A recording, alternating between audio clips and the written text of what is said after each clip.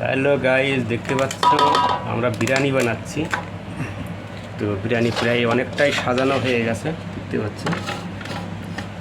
আবার একটা পার্ট দেওয়া হচ্ছে। তো বিরিয়ানির চালটা প্রচুর লম্বা লম্বা হয়েছে দেখতে পাচ্ছি। তো খেতে কেমন টেস্ট হবে সেটা খাওয়ার পরেই বোঝা যাবে।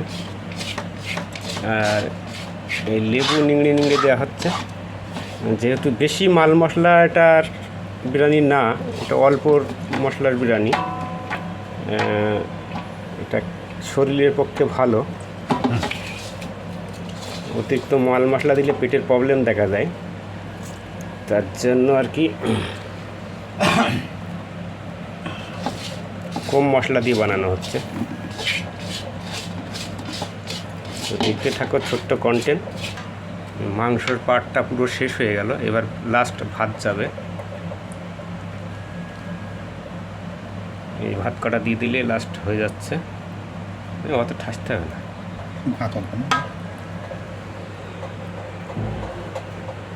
দাদা ঢেলে দে, ঢেলে দে, ভাতটা ঢেলে এবার হাত দিয়ে পুষে দাও ভাতটা।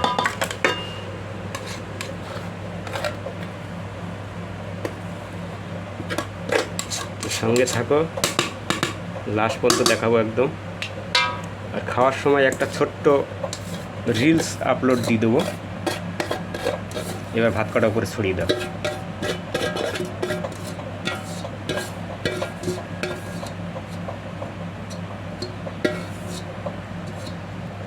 কে কোথা থেকে দেখছেন? Last part. কে কোথা থেকে দেখছেন কমেন্ট করকে জানাবেন। লেবুটায় প্রচণ্ড রস।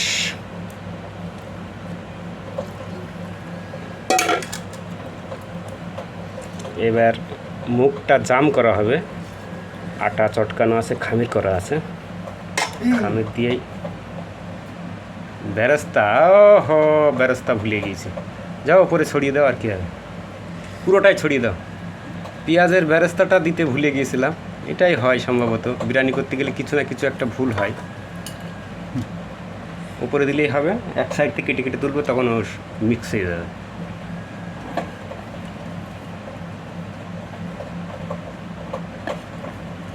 ও ভালো লাগছে দেখতে।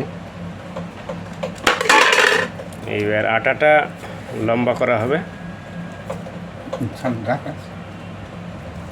একটু হাত দিয়ে লম্বা লম্বা করে পুরোটা সাইডটা একবার দিয়ে দেবো।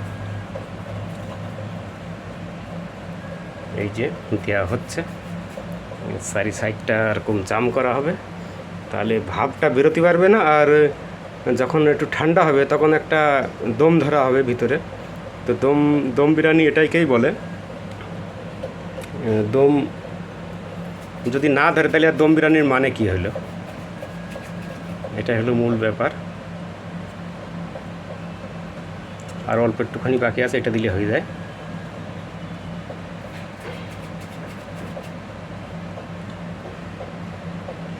এবার জোড়ের মুখটা একটু করে দিয়ে দাও।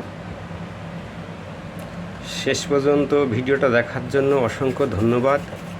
এবার মুখটা জাম করে আমরা দমে বসাবো। এবার নিয়ে যাওয়া হচ্ছে আর কি গ্যাসে। আমাদের যেহেতু এখানে কাঠের আগুন চলে না, এটা গ্যাসেই করতে হবে। তো যাওয়া যাক, চলো। এই গ্যাসে বসানো হলো, এই ওপরে প্লেট দেওয়া হচ্ছে।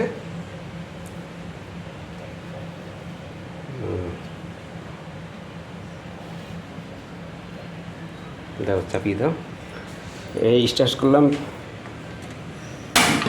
ব্যাস। এবার মিনিট 15 চলুক।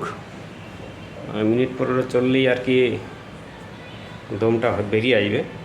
তো গ্যাস চলছে, দেখতেই পাচ্ছ যে গ্যাস জ্বলছে হালকা হালকা।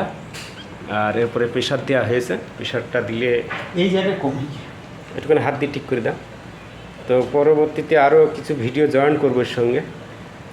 তো শেষ পর্যন্ত দেখার জন্য অনুরোধ রইল, অসংখ্য অসংখ্য ধন্যবাদ থাকবে সবাইকে।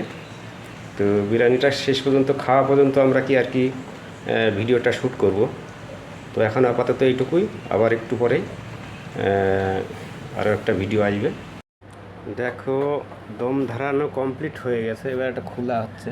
কি গেল? খুল দিল দি ধরে ধরে ধরে চাপ দাও, ধরে চাপ দাও, ব্যাস খুলে গেছে। বাহ, কালারটা সুন্দর এসেছে। ওটা উল্টো করে রাখো এখানে, এগুলো তোলার জন্য।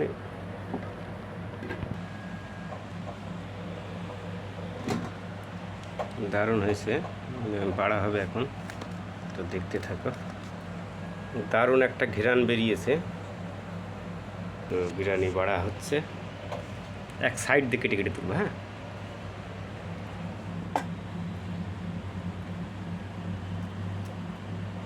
3 পিস করে নাও মাংস।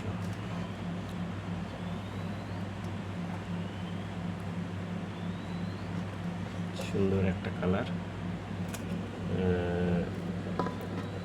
চালগুলো বেশ লম্বা হয়েছে, একটা ভিজিয়ে রাখা ছিল, তো একদিক থেকে তোলো না, একদিক থেকে তোলো, অসুবিধা নেই।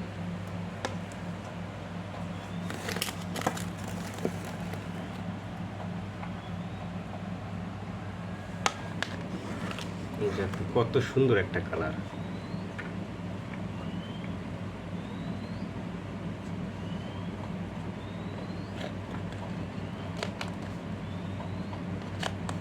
লাগেনি, যেটা ভয় পাচ্ছিলাম সেটা হয়নি, যে ভাবছিলাম তলায় ধরে পুড়িয়ে যাবে, সেটা হয়নি।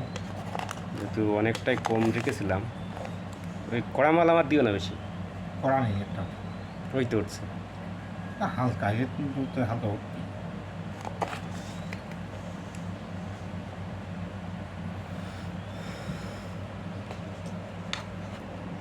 তো হইলে এই, তো আমি একটু হালকা টেস্ট করে দেখছি কেমন টেস্ট হয়েছে।